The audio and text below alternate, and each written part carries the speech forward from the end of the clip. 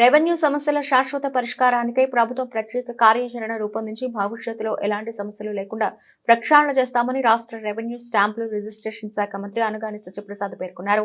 సర్వేపై గ్రామ సభలు రెవెన్యూ సదస్సులు నిర్వహిస్తున్నామన్నారు. రీసర్వేపై 6,680 గ్రామాల్లో గ్రామ సభలు పెట్టామని, ఇప్పటి వరకు 2 లక్షలకు పైగా వినతులు వచ్చాయని, రీసర్వే ప్రతిష్టాత్మకంగా చేయాలని కూటమి ప్రభుత్వం కృతనిశ్చయంతో ఉందన్నారు. రీసర్వే సమస్యలు ప్రత్యేక ప్రణాళిక ద్వారా పరిష్కరిస్తామని తెలిపారు. 20వ తేదీన కృష్ణా జిల్లాలో నిర్వహించే జోనల్ రెవెన్యూ సదస్సులో సీఎం చంద్రబాబు పాల్గొంటారని అన్నారు. రెవెన్యూ సదస్సులో పంచగ్రామాలు 22A సమస్యలపై సుదీర్ఘంగా చర్చ జరిగిందని, ప్రీ హోల్డ్ పై విచారణ జరిపి అధికారులు తప్పు ఉంటే వారిపై చర్యలు తీసుకుంటామని మంత్రి అన్నారు. 150 గజాల లోపు ఉన్న వాటిని క్రమబద్ధీకరణ చేయాలని అర్జీలు వచ్చాయని, ఈ విషయాన్ని ముఖ్యమంత్రి దృష్టికి తీసుకుని వెళ్లి క్రమబద్ధీకరణ చేసే విధంగా చర్యలు తీసుకుంటామన్నారు. భూమిని వర్ణిస్తూ ఉంటాం, కానీ గత వైసీపీ ప్రభుత్వం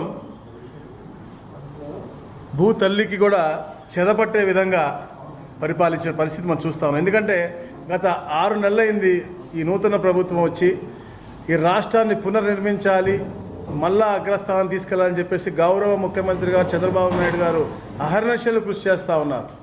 అయినప్పటికీ కూడా కేవలం రెవెన్యూ అండ్ రిజిస్ట్రేషన్స్కి దాదాపుగా 90,000 గ్రీఫ్స్ వచ్చాయంటే, అంటే టోటల్ పీజీఆర్ఎస్ పెట్టింది మేము జూన్ 15వ తారీఖున గవర్నమెంట్ ఏర్పడిన తర్వాత మేమందరం మంత్రివర్గంలో ప్రమాణ స్వీకారం చేసిన పక్క రోజు మేము ఈ పీజీఆర్ఎస్ స్టార్ట్ చేస్తే 1,40,000 గ్రీవెన్స్లు రిజిస్టర్ అయితే 90,000 రెవెన్యూ అండ్ స్టాంప్స్ రిజిస్ట్రేషన్లో, దాని 70,000 కేవలం రెవెన్యూలో వచ్చినాయి.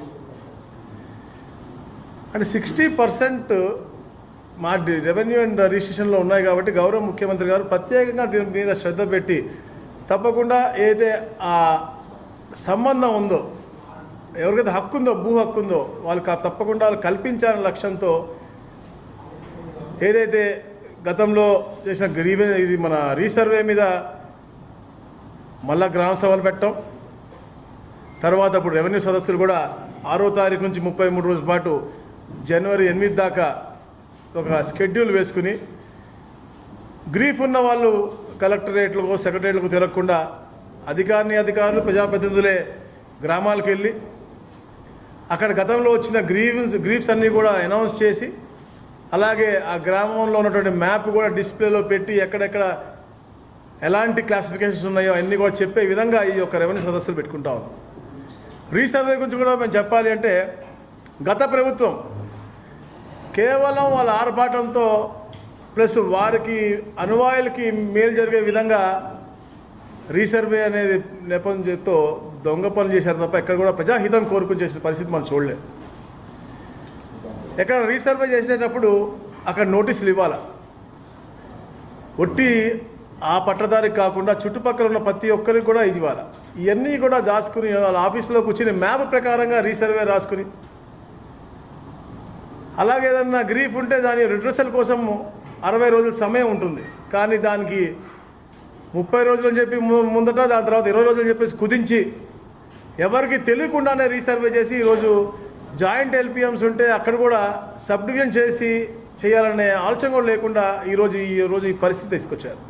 అందుకనే ఇవన్నీ కూడా పరిష్కరించాలని చెప్పేసి రీసర్వే అయినటువంటి 6,688 గ్రామాల్లో గ్రామ సభలు పెట్టాం. దాంట్లో సపరేట్గా మళ్ళీ 2,80,000 గ్రీవెన్స్లు వచ్చినాయి. అంటే వారు గత 5 సంవత్సరాల్లో ఎప్పుడు కూడా ప్రజాహితము కోరలేదని చెప్పేసి నిదర్శనమే ఆ యొక్క రీసర్వే.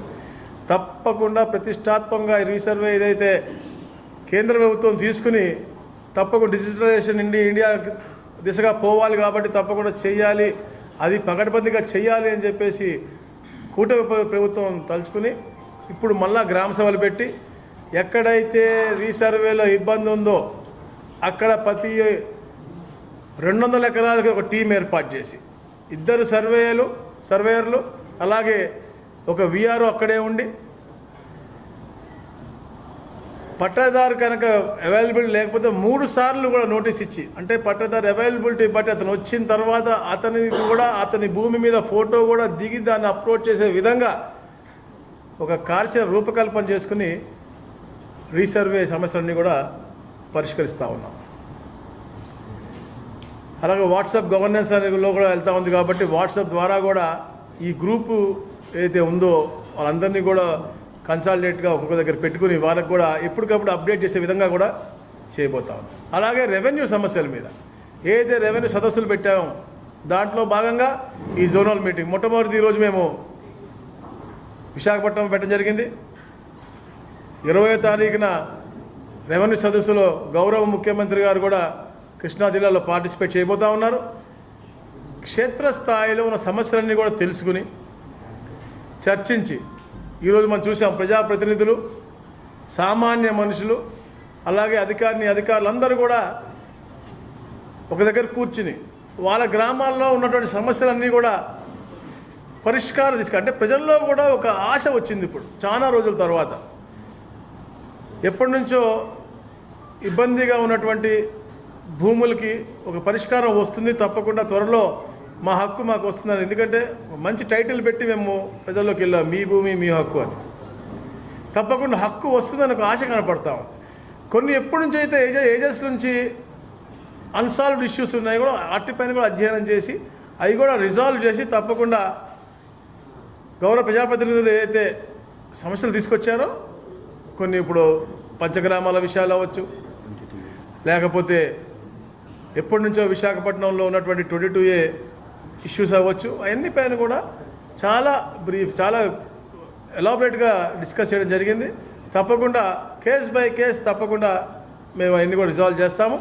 ఫ్రీ హోల్డ్లో కూడా ఎక్కువగా అవకతవకలు ఈ ప్రాంతంలో జరిగినాయని చెప్పేసి కూడా మా దృష్టికి తీసుకొచ్చారు. ఎవరైతే పేద బడుగు బలహీన వర్గాలకి అప్పట్లో డీ పట్టాలు ఇచ్చారో వాళ్ళ నుంచి ఫ్రీ హోల్డ్ అవుతుందని ముందే తెలుసుకుని అన్యాయంగా వాళ్ళ దగ్గర తక్కువ రేట్ ఇచ్చి తీసుకున్నారో లేకపోతే ఇన్సైడ్ ట్రేడింగ్ అంటామో అవి కూడా ఎక్కువగా జరిగినాయని చెప్పేసి కూడా చాలామంది వచ్చి కంప్లైంట్ చేయడం జరిగింది. అన్నిటిపైన కూడా కేసు బై కేస్ రివ్యూ చేసి ఏదైతే మేము గతంలో చెప్పినట్టుగా అన్లాఫుల్గా జరిగినటువంటి 4 లక్షల ఎకరాల పైన కూడా యాక్షన్ తీసుకుని దానికి కారకులైన అధికారులు కూడా, అంటే ఇది వ్యాపారస్తుడు చేసిన దాంట్లోనే కాదు, అధికారులు కూడా దీంట్లో భాగస్వాములు ఉన్నారు కాబట్టి వాళ్ళపైన కూడా తప్పకుండా యాక్షన్ తీసుకునే విధంగా ఏదైనా రికార్డ్ ట్యాంపరింగ్ జరిగింది అంటే అది కేవలం అధికారులు తప్పు కాబట్టి వాళ్ళపైన కూడా, అందరినీ కాదు ఎవరైతే దీంట్లో పాల్పడ్డారో వాళ్ళపైన కూడా చర్య తీసుకునే విధంగా ముందుకు వెళ్తాం. ఈ ఆంధ్రప్రదేశ్లో